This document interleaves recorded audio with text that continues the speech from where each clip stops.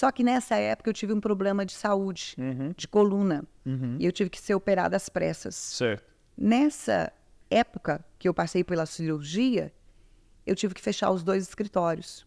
Então eu criei um software, um programa, aonde eu pude fazer com que os clientes, mesmo estando longe, eu pudesse atendê-los tudo online.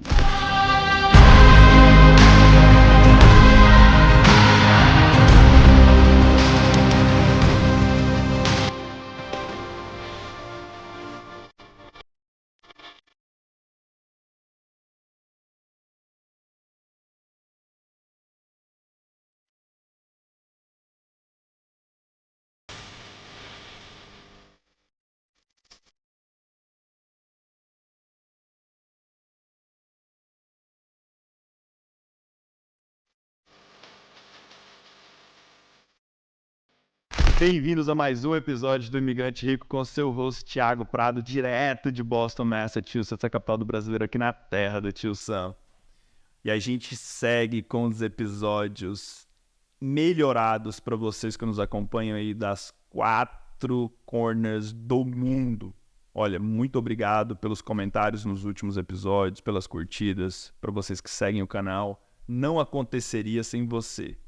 E é por você, imigrante que mora nos Estados Unidos, no Canadá, na Austrália, no Japão, na Europa, que nos seguem, que a gente trabalha aqui imparável, incansável, para trazer conhecimentos que vai te ajudar a implementar o teu negócio no teu país de residência, independente de onde você esteja.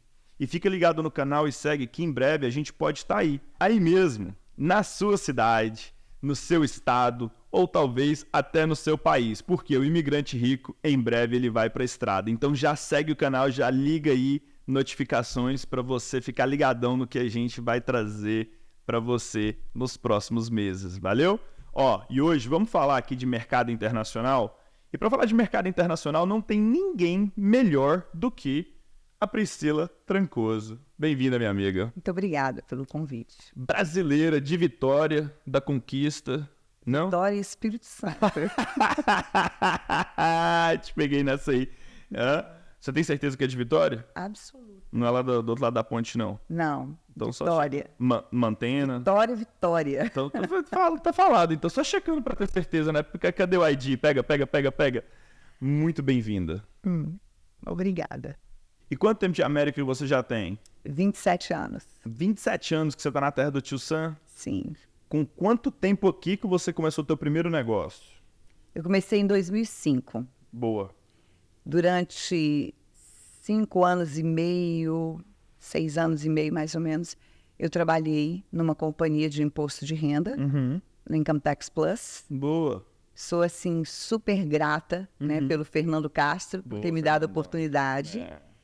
E logo em seguida, depois que ele me legalizou, abriu a oportunidade para poder abrir o meu próprio negócio. Que legal.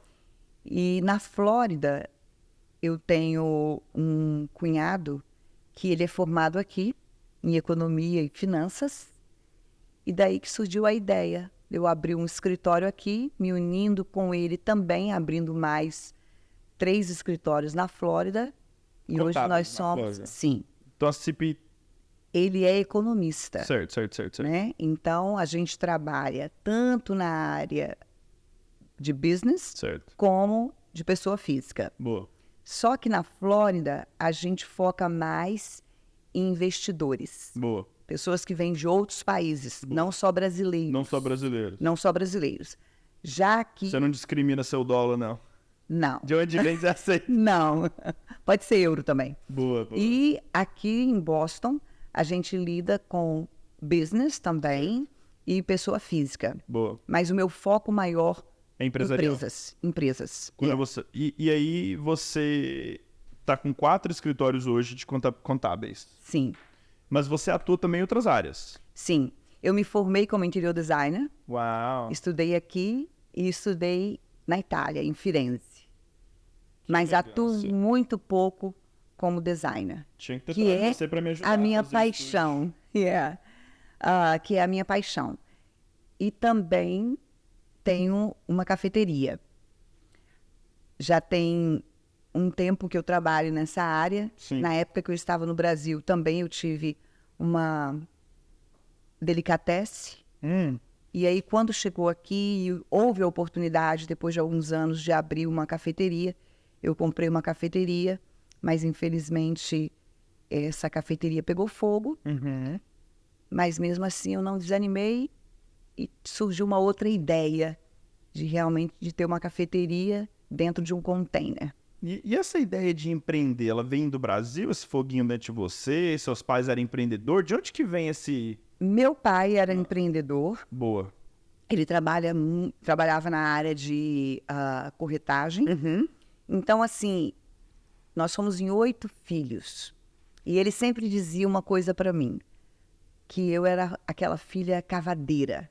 Porque cavadeira queria dizer assim, uma pessoa que estava sempre procurando fazer alguma coisa, empreender, fazer alguma coisa para fazer dinheiro. E eu sempre tive uma visão de águia. Eu sempre gostei de ter ideias, investir o meu dinheiro em alguma coisa. Nunca quis parar só num tipo de trabalho. É tanto que quando o país entrou em crise, os Estados Unidos, naquela época, né, 2008 ali. E do real estate, foi nessa época que eu falei, vou começar a estudar interior designer. E aí eu fui para a Itália para poder estudar também, estudei aqui. Então, assim, sempre procurando de alguma forma crescer, né? Se aprimorar, desenvolver. Tudo aquilo que pode me dar uma condição melhor, realmente eu vou tentar fazer o meu melhor para poder estar melhorando cada vez mais no financeiro. E nessa época também surgiu uma outra coisa também, que foi uma fundação. Hoje eu tenho uma fundação, trabalho com crianças carentes na África, no Brasil, na Índia. Que legal. E essa fundação, ela de alguma forma é ligada ao meu business. Tanto ao Capital Tech Solutions quanto ao Coffee Box. Boa.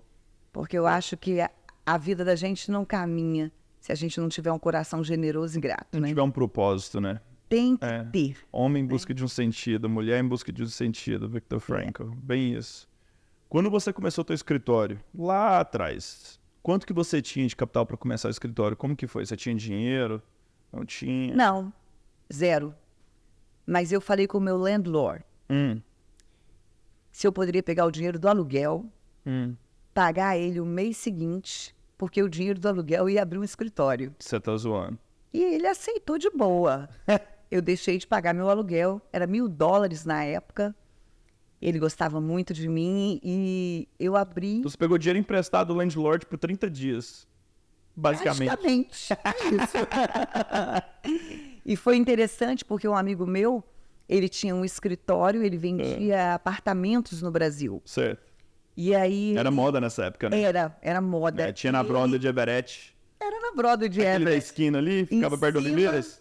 Em cima do Cricilas. Boa, boa, lá embaixo, E daí ele pegou e dividiu a sala dele comigo. E ele foi embora para o Brasil. E foi muito interessante, porque quando eu abri, janeiro 5 de 2005, meu escritório, eu fiz todo decorado, arrumei tudo. Não tinha dinheiro para nada. E eu me lembro que foi muito interessante. Era uma segunda-feira, às 10 horas da manhã. Eu ia abrir o escritório às 11 horas. Boa. Não tinha um cliente. Eu tinha acabado de sair da outra companhia e eu acredito que tem campo para todo mundo crescer. Sim, o mercado é abundante. Sem passar por cima dos outros. Boa. Sem pegar o cliente dos outros. E foi muito interessante, porque eu saí dali, da minha casa, e eu sou uma pessoa que eu acredito muito naquilo que Deus coloca no meu coração. E ali dentro da minha casa, eu orei e falei para Deus que Ele me abençoasse naquele dia. Eu não tinha nenhum dinheiro. E que eu ia começar o meu primeiro dia de trabalho. E quando eu abri a Bíblia, Ele me deu uma palavra. Lança o teu pão sobre as águas e depois de muitos dias o achará. Lá fui eu para o meu escritório. Sentando, olhando, e agora? E o primeiro cliente? 1h da tarde. Eu recebi o meu primeiro cliente. Chegou, entrou? Entrou deixando $700 em cash em cima da mesa, abrindo a primeira empresa. Uau. Foi, assim, algo emocionante para mim, né? Porque eu só tinha feito propaganda no jornal. Então, eu não lembro... Na época o jornal era só Brazilian Times ainda, né? Além disso, no jornal você tinha que colocar sua foto, né? Correto. Daí eu coloquei a minha foto, fiz a propaganda e começou a encher de gente. No terceiro mês, a fila já ia pelo corredor. Uau. Não cabia de gente. E trabalhávamos em 2 pessoas. Aí você pagou o landlord. Logo em seguida, no mês seguinte, né? E aí foi muito interessante que eu conheci a gerente do Everett Cooperative Bank, naquela época, a Bárbara, que infelizmente já não está conosco, e ela me apresentou para o meu atual landlord, David O'Neill, que é um advogado. E foi bem interessante, porque ele tinha uma sala enorme para alugar, e ele me permitiu alugar aquela sala, e o escritório foi crescendo e crescendo. Foi tomando vida. Foi tomando vida, partindo E esse dali... foi o primeiro escritório. Esse foi o primeiro escritório, mas na Flórida já havia um, né?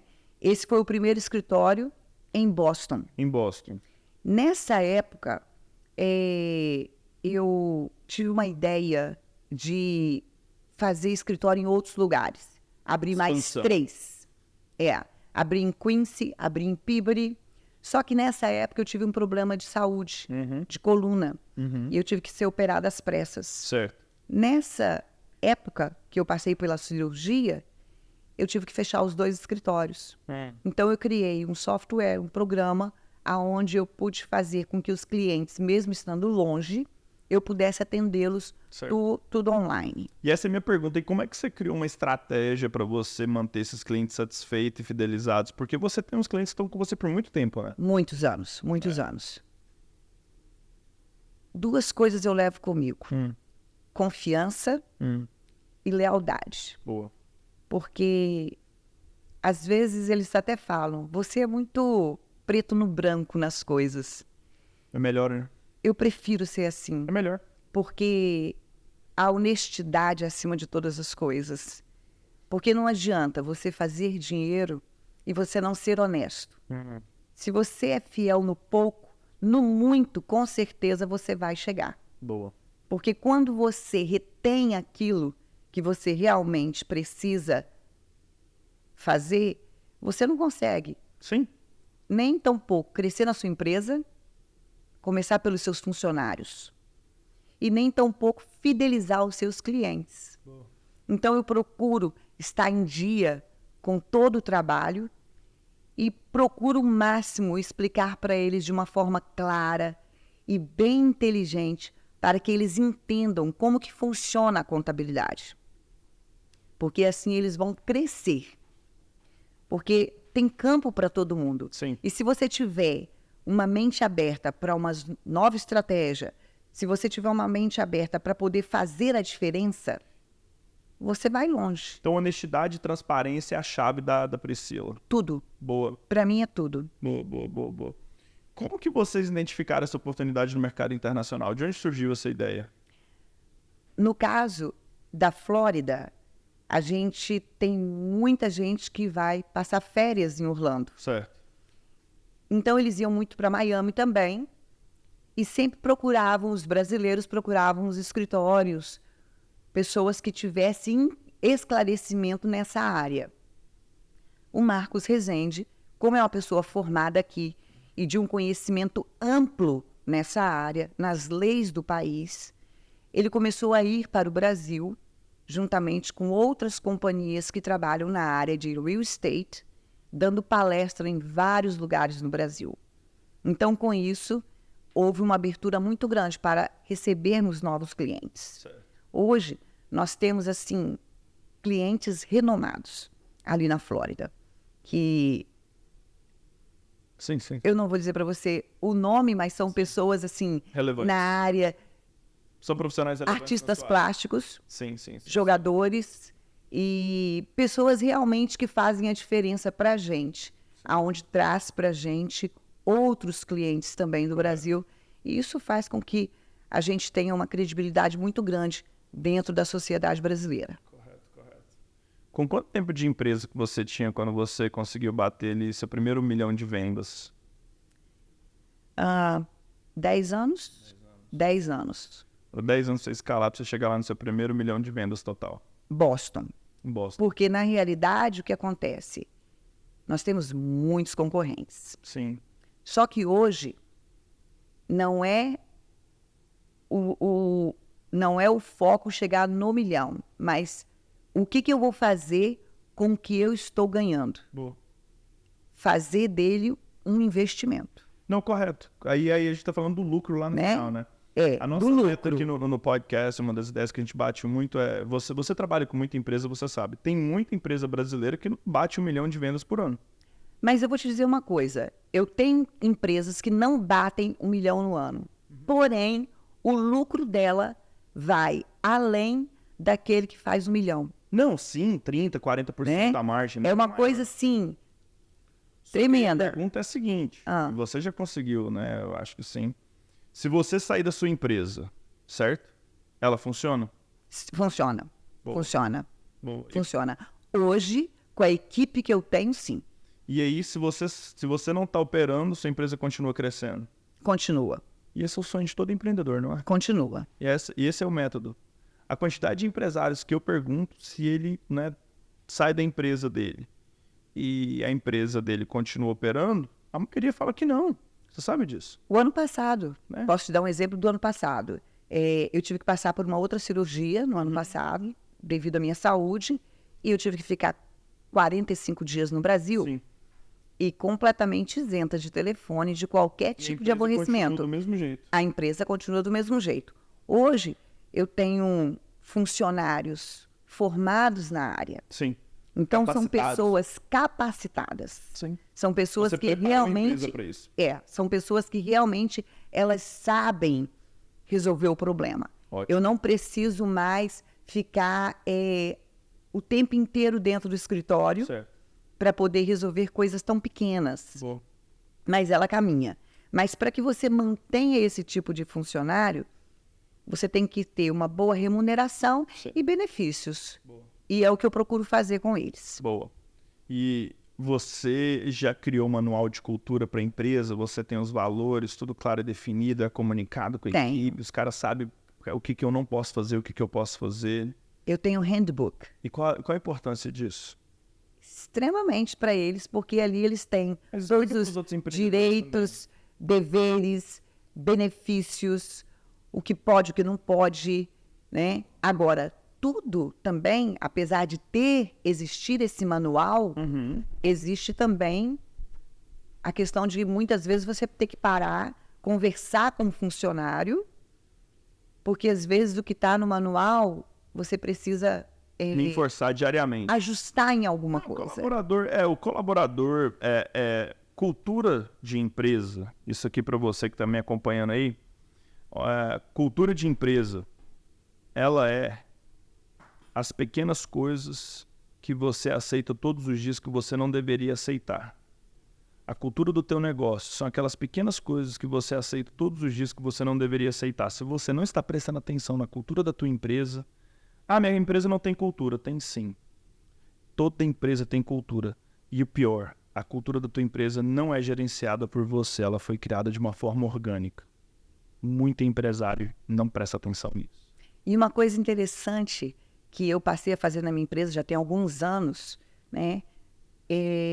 Quando você vai admitir alguém para trabalhar com você, né? Muitas vezes eu sentava, conversava, a pessoa apresentava o currículo e também passava pelo Marcos na parte prática, Certo. né? Daquilo, na área contábil. Porém, quando a pessoa começa a trabalhar com você, é completamente diferente daquilo que realmente se diz no papel. Então, já tem alguns anos que a minha empresa também tem a parte do RH. Isso aí. Então, hoje eu tenho uma pessoa que ela faz uma entrevista com o candidato, ela faz o assessment Correto. com o candidato, que para mim isso passou a ter uma importância incrível na minha empresa. Muito valioso. Porque você passa a conhecer melhor o funcionário, você passa a saber melhor sobre, muitas vezes, as atitudes. Um dia a pessoa está bem, um dia a pessoa está mal. Você não conhece na íntegra quando você faz uma entrevista superficial. Mas quando passa por um assessment, eu tenho uma pessoa formada na área que trabalha já há 15 anos com isso, então ela que faz isso. Inclusive, ela faz para alguns clientes meus também. Sim. Tem uma mulher, o nome dela é Esther Perel. A Esther Perel, ela fala sobre inteligência relacional. Quando virou essa chave, eu comecei a entrevistar e passei para o meu RH da BRZ, na época quando eu era o CEO da BRZ, isso até mês passado, em agosto, né? A gente está em agosto aqui de 2024, quando esse podcast foi gravado, então até mês passado eu era o CEO da BRZ ainda, a gente com quase 200 colaboradores. A gente começou a prestar atenção no currículo relacional. Tem o currículo profissional, que é o que você disse ali, o técnico, e o currículo relacional. E o currículo relacional, a gente só consegue observar e aprender sobre a pessoa através do histórico de relacionamento delas. Uma pergunta que eu faço, básica: você é filho de quem? Sério, cara, eu sou filho de fulano. E você nasceu onde? Nasci em tal lugar. Sério? E você cresceu como? Assim, como é que foi sua infância? Me conta aqui. E aí a pessoa te conta. Baseado na infância do profissional, dos 0 a 12 anos de idade, e dos 13 aos 21, eu consigo te falar se essa pessoa tem problema de disciplina ou não. Porque de 0 a 12 é formação de aptitude. Menino, tira o prato da mesa, faz a cama, escova os dentes, penteia o cabelo. Então, se ele teve uma família, um lar estável, ele concorda com, né, ordem, com organização, com processo, com padrão. Se ele teve um pai ausente, mãe jovem, ambiente instável, relacionamento meio caótico, ele não chega no escritório com um histórico de relacionamento zero. Não, ele traz uma bagagem. Thiago, você está filtrando demais. Você tá Não, mas tem uma coisa, de 0 a 21, essa pessoa não começou a trabalhar ainda nesses traumas de criança, nessa falta de aptitude que não foi desenvolvida dentro de casa, que é um problema enorme que a gente tem com o Gen Z hoje. Pô, bota o pé na mesa na casa da minha avó pra você ver. Pô, o cabo da vassoura comia, cantava. Não tem essa. Então, como empresário, se você não estiver fazendo esses filtros, você vai trazer... Primeiro, se você não tem um manual de cultura para você entender o que é que você não quer, porque o manual de cultura nada mais nada é: eu não quero esse perfil. Porque a gente tem um perfil técnico. Por exemplo, tem que falar inglês. Se não fala inglês, já não serve, porque você não vai ler o manual sem falar inglês. Então, isso é técnico. Agora, no manual de cultura de behavior como que você lida com o relacionamento com as pessoas? Certo? Me conta uma história de quando você passou por um momento de estresse. Como que você resolveu isso? Você vai pegar ali o raciocínio da pessoa. E isso, se a pessoa não tem a capacidade de fazer as perguntas corretas e entrevistar igual você não tem a pessoa de RH, é o motivo que muita empresa tem um turn de funcionário muito grande, de colaborador. Básico. Bom que você tem isso. E eu te conheci no evento de networking, né? Foi. O que a nossa empresa faz de vez em quando. Qual a importância disso? Olha, na realidade, é muito importante esse tipo de evento. Você fez um evento muito elegante. E eu não sabia. Eu falei, como que uma contadora consegue fazer? Tô brincando, viu? Porque a minha mãe é contadora. Aí depois eu entendi que você tem o design style. O evento foi uma fineza, uma elegância.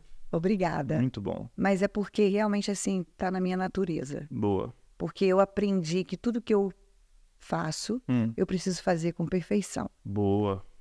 E tem que fazer com excelência. Boa. Porque se eu não fizer com excelência aquilo que eu vou apresentar para os meus clientes, como que eles vão acreditar no meu trabalho? Não tem como. Não tem como. Então, assim, se você não presta atenção nos pequenos detalhes do seu escritório, como que você vai prestar atenção no zero da minha contabilidade? Olha, o meu escritório tem que estar impecável. Boa. Os meus funcionários têm que estar todos uniformizados, todos bonitos, todos bem arrumados. E sempre com um sorriso no rosto para poder atender as pessoas. Com perfume ou sem perfume? Com perfume. Eu amo perfume. Eu amo perfume. Então, mas esse evento trouxe mais clientes. Sim, foi muito bom. Porque o interessante é que naquela época, eu gostaria de ter colocado junto pessoas com diversos segmentos. E quando nós colocamos a sua companhia, colocamos pintura, construção, todas essas coisas, isso trouxe um network muito grande entre um ecossistema legal ali aquele dia. Então, assim, para mim, isso é extremamente importante, porque às vezes você precisa de alguém para pintar, você precisa de alguém para... Nós temos no nosso meio, por exemplo, um dos nossos clientes, ele faz o trabalho para televisão. Eu lembro. Sim. Então, ele está sempre na TV fazendo as casas, né? Essas casas que você faz em uma semana. Sim. O ano passado ele foi pro Red Carpet, aquela coisa toda. Então, assim, para mim é muito interessante, porque tudo isso traz conhecimento. Uhum. Então, quando você pega a contabilidade dessas pessoas todas e começa a ver que elas estão pagando muito imposto, vamos ver de que forma a gente vai poder ajudar essas pessoas. Por outro lado, existe também a questão, mudando um pouco, não só do pagamento de imposto de renda, mas uma coisa que eu sempre quero colocar na mente deles. Seja generoso. Boa. Se você vai dar seu dinheiro para o IRS, dá para alguém que está precisando, dá para uma entidade, dá para uma fundação. Boa. Porque eu faço isso, certo. Sabe? Então, você pegou uma de network, mas às vezes eu faço festa de final de ano. Uhum. Então, eu convido todos os meus clientes e nessa festa eu apresento para eles um trabalho que a fundação fez. Como, por exemplo, fizemos um jantar em Charleston para 100 famílias carentes no Thanksgiving. Muito bom. Então, vários clientes foram para me ajudar. Certo. Então, você ajuda aquelas crianças, aquelas famílias carentes. Não tem preço esse tipo de coisa, em você ajudar o próximo. Eu acho que a prosperidade da minha vida, ela vem não relacionada a dinheiro, mas ela vem relacionada ao amor e à ajuda ao próximo. Certo. Porque se eu não tivesse esse coração generoso e ao mesmo tempo grato, né, por tudo realmente até onde Deus tem me permitido chegar, eu posso passar isso para os meus clientes e eles passam a ter também uma visão parecida com a minha. Sim. Porque eu começo a dizer assim... Você tem um relacionamento muito próximo deles ali no financeiro, né? Tenho, porque eu falo e eles me ouvem. Isso aí é uma inovação na contabilidade, sabia? Porque quando a gente fala de inovação, inovação não é só tecnologia, inovação são várias formas. Essa inovação em termos de... É uma mudança de mentalidade, né? Grato. É porque o brasileiro a gente não tem essa cultura. Não é cultural. Isso é muito americano. É. Mas olha só que interessante. Quando chega em outubro, que eu vou conversar com eles a respeito do quanto está sobrando, se eles vão pagar imposto sobre tudo isso, primeira coisa que a gente pensa em ajudá-los. Nos bens, naquilo que ele pode investir, naquilo que ele pode fazer. Então, eles começam também, quando você olha, eles mandam muito dinheiro para o Brasil. Sim. Eu ajudo A, ajudo B, ajudo C. Ok, se você ajuda todo mundo, vamos então fazer uma conta de forma que você realmente possa fazer isso de forma que isso possa ser tributado. E você poder deduzir isso aí de forma correta, de forma que você não tenha problema se você cair numa auditoria. E com relação a isso também, eu posso ficar tranquila, porque de 20 anos de empresa, em toda a minha história, eu só lembro 2 pessoas que tiveram problema com a IRS. 2 em 20 anos. Isso para mim é realmente... É gratificante. É muito gratificante. Oi, equipe alinhada, manual de cultura na mão, galera, todo mundo com uniforme, todo mundo com perfume cheiroso. Tem meta clara e definida? Tem. Eles sabem que, no final do mês a gente tem que bater X, como que funciona? Sim, eles têm porque nós temos a contabilidade das empresas. Então, nós temos hoje uma equipe de 11 funcionários e nessa equipe é dividida a parte de bookkeeping. Certo. e que todo início do mês eu trabalho com um programa onde eu vejo a relação de todas as empresas e todas as empresas prontas até junho. Boa. Terminou agora julho, entrando agosto. Hoje são 8. Eu posso puxar minha tabela, 90% já estão prontas. Para não ficar atrasado no final. Nada atrasado. E se tiver alguma coisa atrasada, muitas vezes não é culpa do funcionário, e sim do cliente. Porque, por conta de liability, eu tenho acesso à conta do cliente via banco. Correto. Não o acesso dele. QuickBooks. E muitas vezes o cliente não quer, ele prefere levar o extrato até a gente. Então, isso dificulta o nosso trabalho. Só dessa forma. E hoje, nesse mundo de contabilidade, tem muita inteligência artificial, muita tecnologia. Como que você está olhando para esse mercado? Como que você está adaptando ferramentas? O que você tem já feito? estamos estudando a respeito para que realmente possamos estar na mesma linha, né? Porque nós temos uma equipe que trabalha nessa parte de TI, né? Então, qualquer coisa que venha inovar, a gente está por dentro. Então, eu estou sempre procurando estar a par de todas as coisas que estão acontecendo para poder a gente estar em dia com tudo. Boa. Porque senão o cliente chega... Hoje eu abri uma empresa e eu quero vender produtos online. Se eu não tiver informação em relação a isso, eu não vou poder ajudar meu cliente. O que vai matar o contador do futuro não é a inteligência artificial. É o contador que usa inteligência artificial. O que vai matar o contador do futuro não é a inteligência artificial, é o contador que usa inteligência artificial. É muito importante. Quem não está olhando para essas ferramentas, para que possam ser adaptáveis. A gente na BRZ, a gente usa AI já há 5 anos, antes de ser modinha. Agora é modinha, né? Falar AI, eu sou AI-enabled, AI disso, AI daquilo. Então a gente já usa ferramentas de voz, de monitoramento de assinatura, entre outras. E é o futuro, não adianta. Quem não entrar no jogo hoje vai se arrepender amanhã. Eu brinco muito que eu tinha que começar a blogar em 2001. Tinha que ter criado meu primeiro blog na época que eu criei meu Fotolog. Nossa, é muito importante. Porque quando a internet começou, várias pessoas falaram, não, deixa isso de lado, não vai dar certo não, é bobeira, não. E hoje é AI. Quem não está usando... Mas o interessante é que você nunca deu ouvidos, né? Naquela época, né? Porque eu particularmente... Hoje eu sou viciado. Tem um livro aqui do David Meerman Scott, que tá ali, Fanocracy, Criando Fãs, esse aqui, ó. E ele tem um outro livro que chama Marketing 2.0. Meu professor me introduziu esse livro em 2013. E era pra mim já estar fazendo o quê? Já era pra mim estar blogando em 2013. E eu fui resistente a criar um blog. Esse livro fala sobre de criar fãs e não clientes, que é o que você tem no teu escritório. Quando eu olho pro Capital Tax, eu já até perguntei, falei, cara, por que você faz marketing desse jeito? Ele falou, não preciso. Porque você não tem clientes, você tem fãs. E os fãs, o que eles fazem? Eles são leais, eles honram e eles amo meus fãs, meus clientes.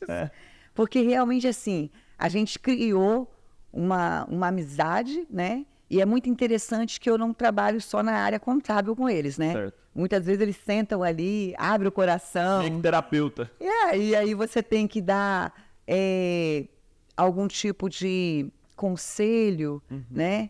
E conversar, até mesmo acalmar muitas vezes, né? E como eu sou uma vendedora nata, ainda chega lá, ainda para acalmar, vamos lá embaixo tomar um cafezinho, comer um açaí. Vamos lá no meu box ali. Aí você acaba vendendo seu café, vendendo seu açaí. Boa. Então, assim, você consegue fazer mais coisas, né? Boa. Então, eu realmente, assim, sou muito grata. E para quem quer tomar um açaí, um café no box, aonde que fica aqui em Boston? 391 da Broadway. Boa. Aberto de segunda a sábado. Você vai mandar uma foto pra produção pra gente botar nessa edição aqui depois, viu? Do Coffee in a Box. É um café na caixa, mas não é aquela caixa de Box Joe, não. De Joey Box, do Dunkin', não. Não. É um container com café muito legal. Sem contar, assim, com vários tipos de cafés que você pode escolher. Smoothie, drinks, energéticos. tem tudo. Muito bom. E esse é só o começo. Você que tem esses anos todos de América aí, já conseguiu hoje ter muito mais do que você precisa, uma pessoa que tem uma qualidade de vida maravilhosa. A gente vai chegando nessa conclusão aqui, e antes de eu chegar no ponto final, eu quero aprofundar numa área. Flórida é muito diferente de Massachusetts. Bastante. Os valores são invertidos. Uhum. São dois mundos. Ela fala, vou pra fora. Cara, é outro mundo. É outra economia. É outra prioridade. É outro modelo de vida. Totalmente. Quando a gente fala de riqueza no Brasil, riqueza em países subdesenvolvidos, riqueza em Miami, riqueza em Massachusetts, completamente diferente. Wealth has a very wide, broad meaning. Tem uma diferença muito grande, muito aberta, muito ampla, uma discrepância entre, né? Qual que é a definição de riqueza para Priscila Trancoso?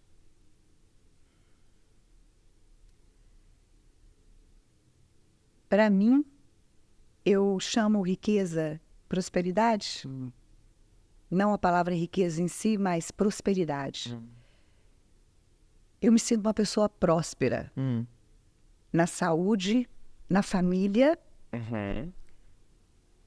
Resumo, ausência de necessidade. Uau, boa. É isso que eu resumo a minha prosperidade, a ausência de necessidade. E essa necessidade não é a questão de dinheiro, mas em todos os aspectos. Eu caminhei até aqui, certo, debaixo de uma palavra que eu acredito que um dia o meu pai falou comigo, que eu iria longe, que eu era uma pessoa cavadeira, como ele mesmo dizia, né? Eu me emociono quando eu falo a respeito dele, porque ele acreditava em mim e sabia que eu ia longe. Então, cada conquista, eu me lembro dele, porque ele realmente me fez ser essa mulher que eu sou hoje, sempre almejando mais e mais e mais. Eu não tenho medo de avançar, já perdi, mas também eu realmente, assim, consegui fazer como Fênix, tirar a poeira e voar como águia. Boa. Sou uma pessoa que realmente, assim, eu não consigo achar que porque alguma coisa deu errado, aqui é o meu fim. Não. O meu momento não define o meu futuro. Então, quando eu olho para a minha vida, eu sempre vejo uma mulher de garra, uma pessoa com vontade de vencer, de lutar. Eu vejo isso também, sabia? É o que eu admiro muito em você, eu te conheci, essa essência. Obrigada. E meu irmão mesmo uma vez falou comigo, como que você consegue ser tão audaciosa, tão cheia de garra nas coisas? Você não tem medo, né? Mesmo quando as coisas não dão certo, você sacode a poeira e vai em frente. Quando eu perdi o café, quando pegou fogo, quando aconteceu tudo que aconteceu, eu não olho para trás. Só vai. Só vou. Boa. Boa. Meus parabéns. Muito obrigada. Eu quero deixar uma mensagem para os pais de menina aqui, viu? Você pegou a visão? O diálogo interno da sua filha que você cria é o seu legado que você vai deixar com ela. Prestou atenção nisso aqui? Vou repetir de novo, tá? O diálogo interno da sua filha. Aquilo que você fala com ela, que ela acredita, aquela crença, vai ficar com ela para sempre. Verdade. De onde ele estiver, ele é muito orgulhoso de você, viu? Meus Com parabéns. certeza. Obrigado. Obrigada. Muito bom ter você aqui hoje. Muito obrigada por essa oportunidade. Maravilhoso. E para você que está acompanhando a gente aí, muito obrigado por ter acompanhado até o final. Espero que vocês tiraram vários insights legais. É possível ter seu escritório de contabilidade, é possível ter o seu café, é possível fazer muito mais do que você imagina. A história da Priscila é um ótimo exemplo disso. Você pode inovar, você pode crescer, você pode ser quem você quer. E cada episódio desse a gente traz insights, ideias, histórias que vai te ajudar a chegar lá. Então, curte, comenta, liga aí já as notificações para você ficar sabendo quando a gente estiver aí na sua cidade, em breve. Muito obrigado por ter acompanhado até aqui, Pri. Obrigada. Sucesso. A gente vai ver Coffee in a Box nas esquinas em breve. Com certeza. Ó, franquia do Coffee in a Box saindo aí, então já segue a Priscila que a gente vai colocar o link dela aí e em breve entre em contato. Obrigada. Até o próximo.